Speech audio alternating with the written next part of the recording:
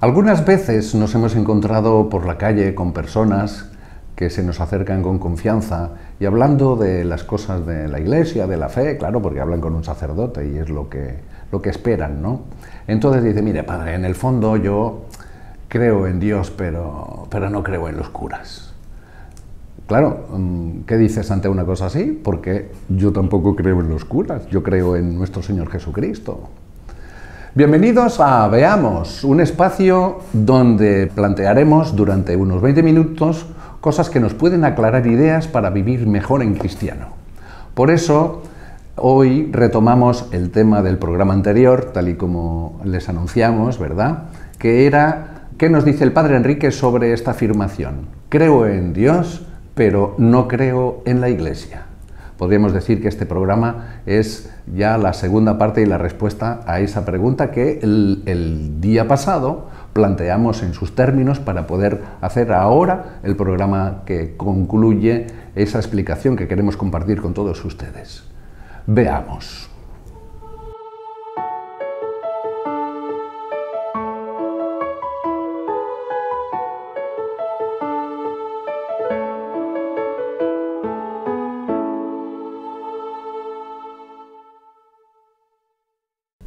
Saludamos con afecto a todos los televidentes que nos veis hasta donde llega el amor y las bendiciones de Dios.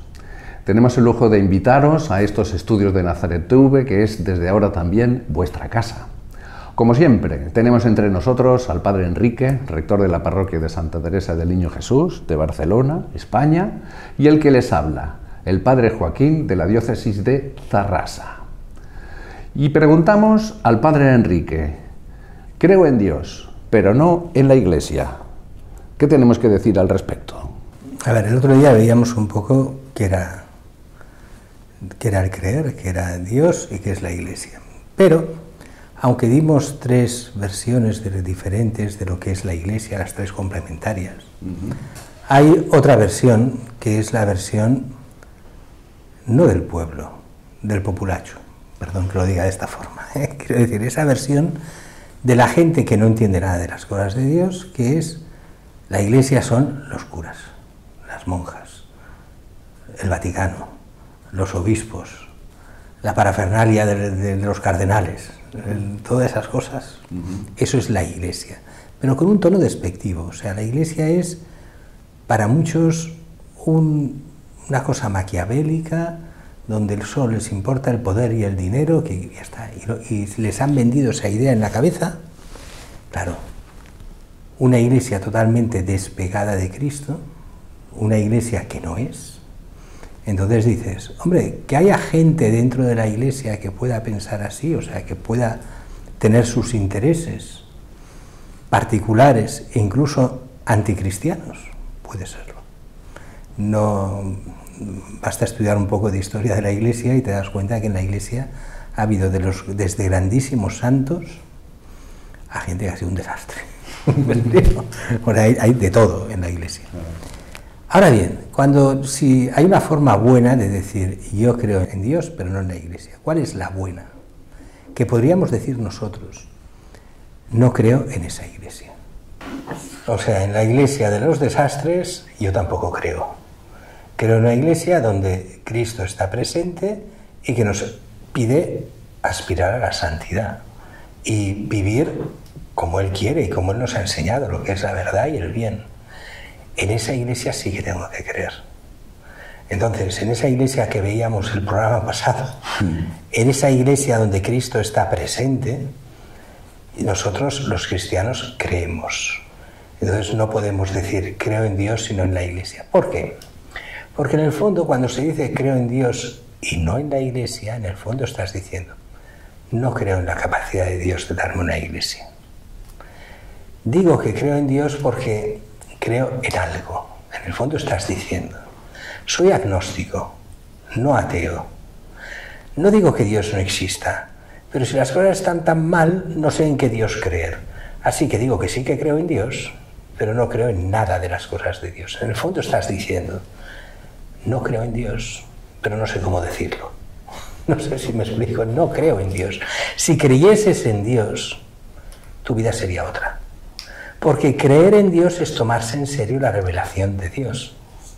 Cuando dices creo en Dios y no en la Iglesia, estás diciendo no creo en la verdad, no creo en Dios, no creo en la revelación. Pero claro, en un mundo tan complicado Dios debe existir. Eso se llama agnosticismo, no se llama fe. La fe conlleva a una vida que cambia a según lo que tú crees. ¿Por qué? Porque te fías de la revelación de Dios. Entonces, no existe en realidad creo en Dios sino en la Iglesia, excepto aquellos que no son cristianos. Estamos hablando en el punto de vista cristiano. Claro, un musulmán me dirá, yo creo en Dios, pero no creo en la Iglesia. Claro, un musulmán. Tienes judíos. Y los judíos. Pero no estamos hablando ahora de eso. Estamos hablando del cristiano. Desde la fe cristiana no se puede entender creo en Dios, pero no en la Iglesia, porque es falso. O sea, no es una opción, es una falsificación de la verdad. Sí, una vez estábamos hablando con unos jóvenes y había un joven que él decía expresamente eso: yo no creo en la Iglesia, pero todo lo que hizo y dijo Jesucristo, esto me cautiva, porque Jesús es un personaje histórico que ha marcado la historia y además dice cosas muy sabias, cosas que me atraen y cosas que son muy verdad. Y hablando con él, era interesante darse cuenta de que, claro, está Jesucristo, que es el Hijo de Dios, que es, como dice usted, el que nos revela quién es Dios, el que nos revela no solo quién es Dios, sino quién es el hombre, ¿no? Y entonces, claro, alrededor de Jesús, alrededor del Señor, vinieron los apóstoles, los primeros creyentes. Podríamos decir quizá que eso sería la iglesia incipiente, que se reúne, la asamblea que se reúne alrededor de Jesús, por ejemplo. Y entonces hubo algunos de estos discípulos del Señor que escribieron lo que vieron y lo que oyeron, y de ahí vienen los evangelios. Entonces, claro, ahí se plantea el tema de decir, ¿qué es primero? ¿La Iglesia o las Escrituras? Claro, entonces, si no hubiera Iglesia, no tendríamos Escrituras. Es decir, este joven que me dice, yo creo en Cristo, que me sugiere, pero no creo en la Iglesia. Dices, bueno, ¿quién te crees que ha escrito los evangelios si no la Iglesia? Si no hay Iglesia, ¿qué noticia tenemos de Dios? ¿Qué noticia tenemos de Jesucristo? ¿O es que tenemos ciencia infusa para que directamente Dios nos diga las cosas? Porque además, humanamente, todos hemos aprendido a hablar porque alguien nos ha enseñado, hemos aprendido a caminar porque alguien nos ha ayudado. Es decir, hemos necesitado de los demás para crecer como personas. Y a nivel de la fe, igual. Por lo tanto, si no hay unos creyentes, unos evangelistas, una iglesia que empieza a escribir lo que dijo y hizo Jesús, ¿cómo nos llega a nosotros esa noticia, por ejemplo? O, por ejemplo, cuando vamos a misa, y vamos a la iglesia los domingos, si no fuera por la iglesia que se reúne, y sobre todo por el sacerdote que celebra, ahí no se hace presente Jesucristo, ese Dios que comulgamos y que nos da fuerza y vida. Yo aquí distinguiría dos puntos de los que has tratado, diferentes. Uno de forma muy clara, el otro de forma más oscura. A ver si... De forma muy clara, claro, todo el fruto de la Escritura, como de la vida cristiana, es tradición desde el primer momento. Claro. Se ha transmitido oralmente. Solo llega un momento en que se escribe. Y eso tarda en 30, 40, 50, 60 años después de la muerte de Cristo. Bastante reciente, con los 2000 años que llevamos. Sí, alguna cosa tal vez incluso menos de 20 años y alguna cosa a final de siglo, digamos, depende de... Pero aquí hay un punto en el cual yo discrepo, que es cuando alguien me viene diciendo, la figura de Jesús sí, pero la Iglesia no. Yo digo, cuidado. Cuando tú desligas la figura de Jesús de la Iglesia, estás diciendo, yo me he hecho una imagen de Jesús muy buena persona, una imagen de Jesús muy altruista, que dice cosas muy bonitas. Bueno, pero aquí hay un problema. Si tú te coges en serio el Evangelio, empiezas a ver, quien no come mi carne y no bebe mi sangre no tiene vida en mí. ¿Qué? Y empiezas a encontrar toda una serie de textos, el Padre y yo somos uno.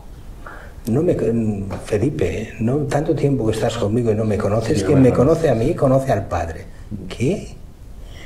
Él se plantea como Dios auténtico. Cuando tú te lo coges fríamente y empiezas a ver lo que dice Jesús, o de verdad es el Hijo de Dios que está engendrando la Iglesia y a esos apóstoles, son esa Iglesia incipiente que Él la está poniendo en marcha, o dices, este es un loco, pero un loco peligroso, porque lo que dice no es de un filósofo, es de uno que se cree Dios. ¿Pero quién se ha creído que es?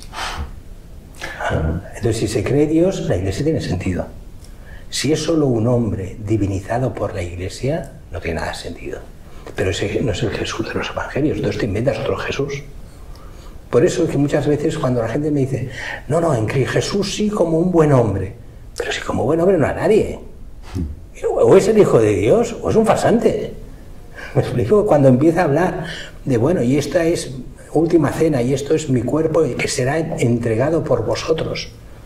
¿Cómo que va a morir por nosotros? ¿De qué sirve morir si no es el Hijo de Dios? ¿De qué sirve dar su sangre? ¿Cómo nos va a salvar? ¿Cómo? ¿Matándolo en la cruz? Claro, si es el Hijo de Dios es otra historia, pero si es un hombre normal, eso es una estupidez como una catedral. Y así, de grande como una catedral, porque uno me critica cuando digo esto como una catedral. Dicen, no, de grande como una catedral. Las catedrales no son estúpidas. La estupidez es la grandeza de... ¿Me explico? Sí, es una estupidez como una... Bueno. Entonces, aquí hay un problema serio. Cuidado con todos los que van defendiendo a Jesús, pero en el fondo a un Jesús hombre que no es Dios. Cuando ves la divinidad de Jesús, entiendes que toda la Iglesia es de Dios. Con todos los defectos, y precisamente en el tiempo de Pascua y en el tiempo de antes de Pascua, de Cuaresma, lo vemos muy claramente. Jesús lo matan en la cruz, ¿no? ¿Qué pasa justo antes? El que será cabeza de la Iglesia traiciona a Jesús. Reniega. Sí. Reniega de él. 3 veces. Otro apóstol lo vende por 30 monedas y se suicida. Oye, ¿qué pasa en esta iglesia? Bueno, y los otros se escondieron. Y todos se huyen y se esconden. Menos San Juan, que se esconde detrás de la Virgen. Sí. También San Juan, la tradición dice que es más joven y que no le pasaría nada por juventud. También. Pero bueno, aquí habría... Pero el problema es, si el Jesús de los Evangelios es un Jesús real, no hay duda, tú eres el Hijo del Dios vivo. Si tú eres el Hijo del Dios vivo y la Iglesia está al servicio del Dios vivo, las cosas son muy diferentes, ¿no? Es aquello que hace poco oíamos de un cardenal, ¿no?, que decía, la Iglesia ha de estar al servicio del mundo. Y dices, ¿eh? ¿Cómo que al servicio del mundo? Sí, al servicio de Dios para el bien del mundo. Pero Dios es el centro, no el hombre. Esa mentalidad de que el hombre, el centro del universo, lo que hace es apartar a Dios de tu vida. Si entiendes que Jesucristo es verdadero Dios que ha venido por tu salvación, Él es el centro y tú estás a su servicio. Porque poniéndote tú a su servicio, Él te salva. Así que incluso por egoísmo, Él al centro para tu salvación. Claro. No, de hecho, es una imagen que a veces se ha repetido mucho por ahí, ¿no?, en espiritualidades. El hecho de decir, el hombre está en un hoyo, ¿no?, allí en pecado, y alguien te tiene que sacar. Pero para poder sacar al que está en el hoyo, no te puedes meter tú en el hoyo, porque si no, no sale ninguno de los dos, ¿no? Entonces, claro que la Iglesia tiene que estar en el mundo, porque de hecho lo estamos. Claro que estamos. Pero tal y como dice, no somos del mundo, porque, o sea, estamos fuera. Estamos en el mundo, pero de alguna manera, para poder sacar a los que están en el hoyo. Para sacar al mundo hay que vivir la santidad, y la santidad es de Dios. Con lo cual, el momento que vives la santidad es como ya estuvieses en medio, entre aquí y el cielo. Exactamente. Y entonces puedes sacar y llevar hacia el cielo. ¿Cuál es el riesgo que dicen algunos? Esto es un espiritualismo y lo importante es lo material. ¿Quién decía eso? Los comunistas. Claro. Sí, entonces, ¿qué hacían? Fuera espiritualidad, fuera el hombre, y lo único que importa es la materia. ¿Y cómo ha acabado todo eso? Con millones de muertos, porque el hombre ya no importa. Claro. Cuando todo se funda solo en el hombre, sacando a Dios, piensan que dan importancia al hombre y lo que hacen es desradicar, o sea, sacar al hombre de sí mismo, y al final el hombre no vale nada. El hombre es carne de cañón. Y siempre que han habido las grandes ideologías no cristianas, solo ha servido para millones y millones de muertos, porque el hombre ya no valía nada. En algunos casos era solo el que mandaba, el que tenía el poder, era el que valía, el Politburó, o era la raza aria, o era cualquier otra cosa, depende de las diferentes ideologías. Pero el hombre, la persona humana, carecía de valor. Y aquí es la gran diferencia entre el cristianismo y todo lo demás. En el cristianismo, Cristo ama tanto al hombre, a la persona humana, que lo vale todo. Pero lo vale todo ante Dios. Sin Dios no es nada. Sí, sí. Esa es la gran diferencia. Claro. ¿Sería posible, Padre Enrique, resumir un poco en el sentido de que nuestros televidentes pudieran tener alguna palabra para poder decir a estos que dicen: creo en Dios, pero no creo en la Iglesia? Pues lo primero, ¿qué es creer en Dios? ¿Qué Dios tienes? ¿Qué es la fe?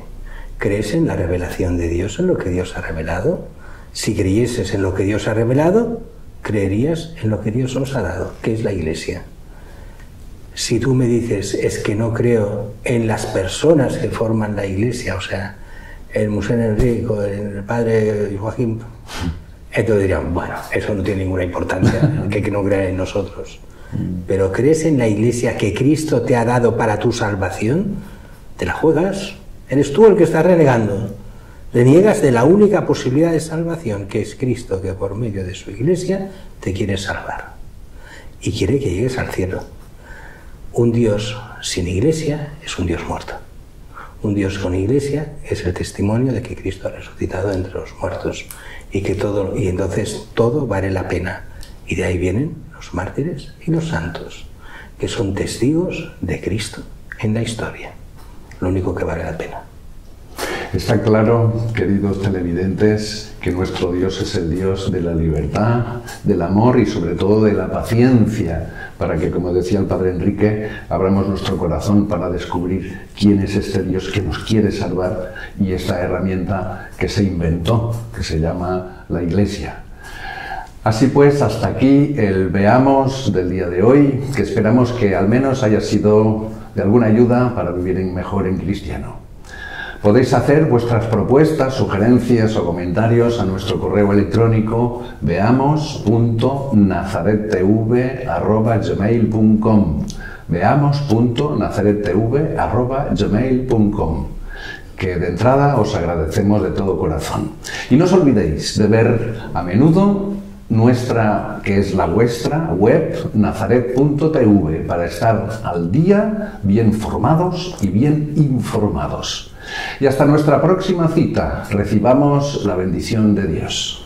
El Señor esté con vosotros. Y con tu espíritu. Dios bendiga a Dios Todopoderoso, Padre, Hijo y Espíritu Santo. Amén. Glorioso San José, ruega por nosotros. Ave María Purísima, sin pecado concebida.